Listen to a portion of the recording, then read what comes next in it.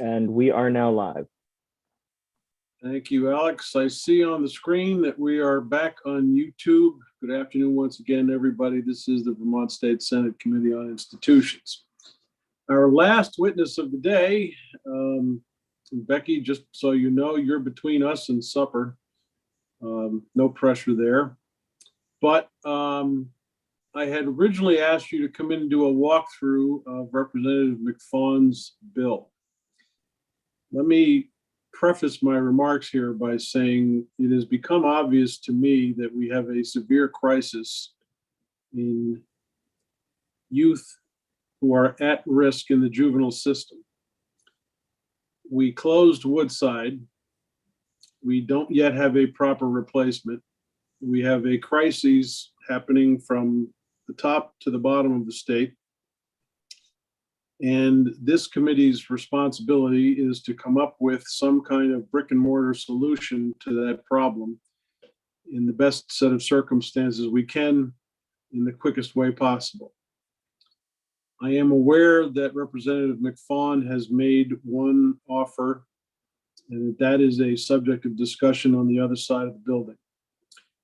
I am curious to know, I asked you earlier today to do a little research on our past work in this subject, and specifically to see if there was any language that we dealt with. I think it's about 2 years ago now, when the Newbury facility was first proposed to us. I don't know whether you've been able to come up with anything in your research since then, but I'll start with that question. Unfortunately, I've been in committee pretty straight, so I have not dove into that yet, but I will continue to look into it after this meeting. Would that committee be the House Committee on Corrections and Institutions? No, I spent a lot of time in House Energy today. Oh, okay. I was going to send Senator Mazza over to that other committee. And God, yeah, get me over there. Phew. One more day of this. I don't know. I'll take any committee. Well, at this point, we seem to have a mutiny on going through the bill's particulars at this stage. We are going to have this conversation when we see this, but do I understand correctly that the House committee is actually taking this bill up? This is H 487. I think Representative McFawn was in there to do a walkthrough. I don't know if they're taking it up. I did want to point you to the fact that there is actually a Senate companion to this bill. And I think at the time that I was scheduled, it wasn't approved by the printer yet, so I could not disclose that. But S245 is a companion to Representative McFawn's bill. And I was just trying to see where that status is. So it looks like actually just today it was referred to your committee. And is that a bill that is mirrored in H2 485? Yes, it's the same exact. It's a Senate companion to the House H 47. Mr. Chair, is it going to be our assignment to look for a new location prior to the settlement of this ongoing discussion now? Is that our assignment to look for a new location prior to the outcome of this location now? I don't know what this particular bill says since we haven't had a walkthrough of it. Okay. Do we know, Becky, who the lead sponsor is on the Senate bill? Senator Hooker was the sponsor. Okay. So I'm happy, because it's the end of the day, to bring us back and have a conversation with that and invite Senator Hooker to explain. Let me answer the rest of your question, Dick. It is this committee's responsibility to have an understanding of what the problems are out there and to do something with the budget that we have in order to correct that problem. I am somewhat leery of the fact that I've been through this process 10 years ago with this committee when we were talking about mental health facilities. And I watched with much dismay how facilities were being targeted in places where the population of clientele was not.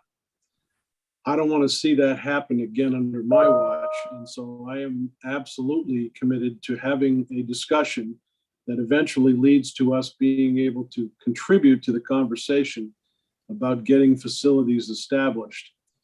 We have a long way to go in figuring that question out, but I don't want to be behind the 8 ball after town meeting day trying to wrestle with whether we should or should not go in a given direction.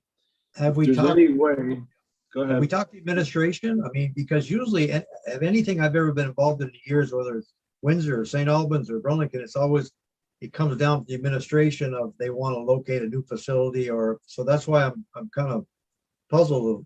If we take, The answer is, I have spoken with the administration. There has been an interest on the administration to tamp down the level of heat, if you will, with respect to Newbury. And I can understand that, but getting a response on the question of Plan B, we have not reached that conversation. And I want to reach that conversation. I think we have a responsibility to reach that conversation. The administration has been invited for next week. We are trying to confirm whether they are still coming or not. So the answer to that is yes, the administration has been approached, and I do hope to have them in here to have that conversation. The other part of this is we obviously don't have the capital bill. I am about to do everything I can to mirror the testimony taking place in the House, which may sound premature sometimes to this committee, but by the time we get the bill, I want to be on top of what they have talked about so that we are not collectively stuck after town meeting day, having to rehash all that same testimony. I think one of the reasons that we were able to get the bill through our committee last year in relatively short order was because we did just that. And I'd like to be able to do that again. but if there's corrections involved, it does not come to us. Doesn't it go to judiciary if there's correction issues involved?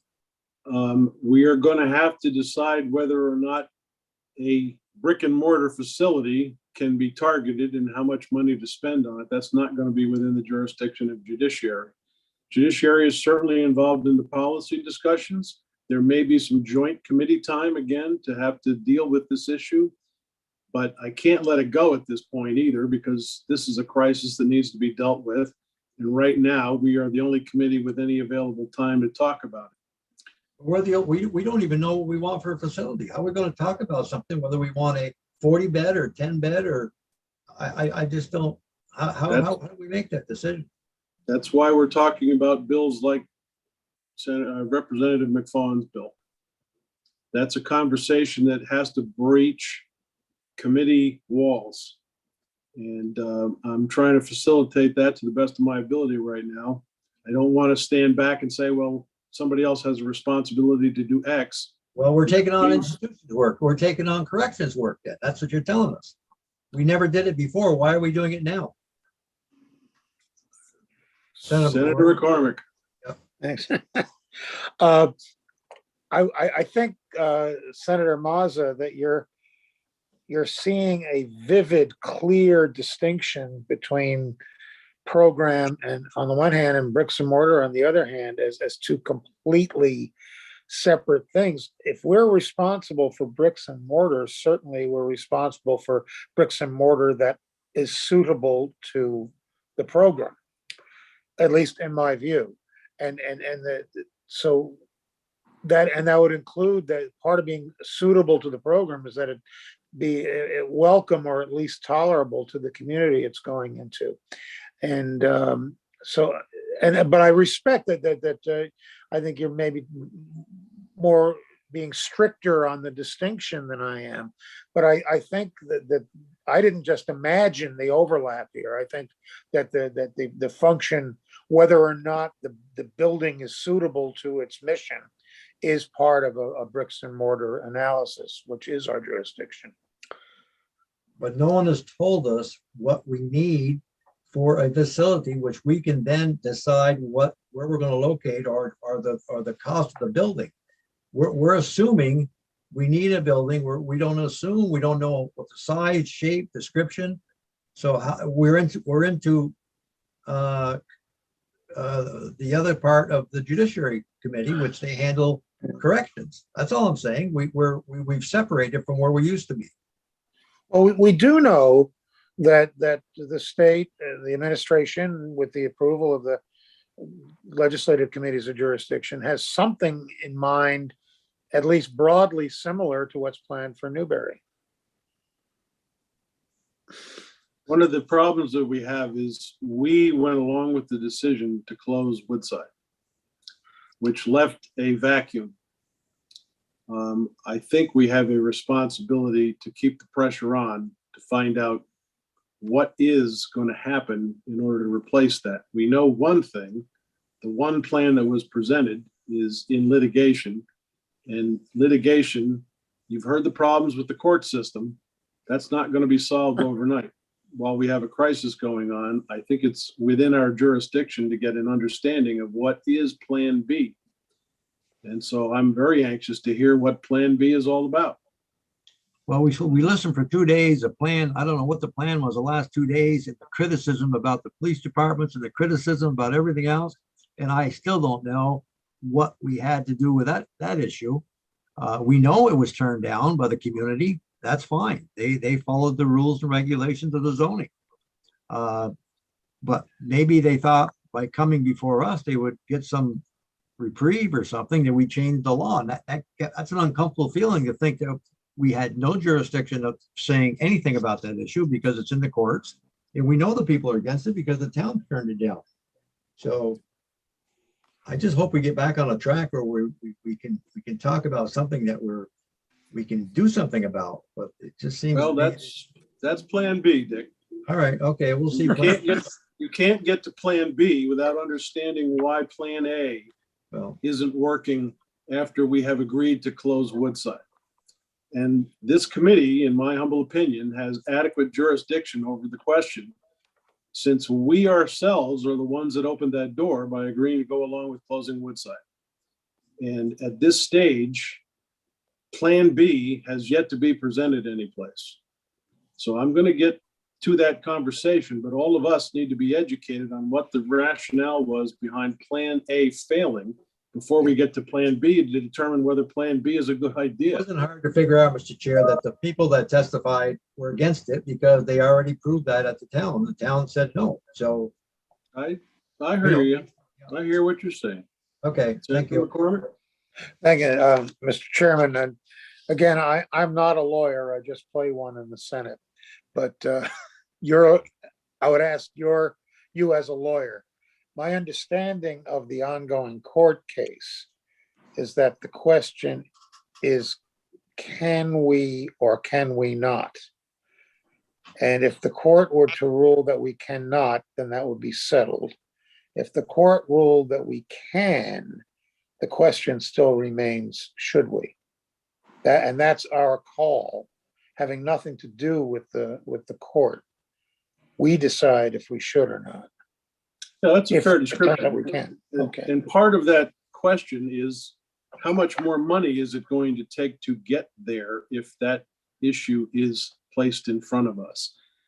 So having a clear understanding of what the hurdles are, and then when you're faced with the question of how much are we willing to devote to Plan X, whatever that is, I think that's very important information to have under our belts before we try to make that decision. Sure.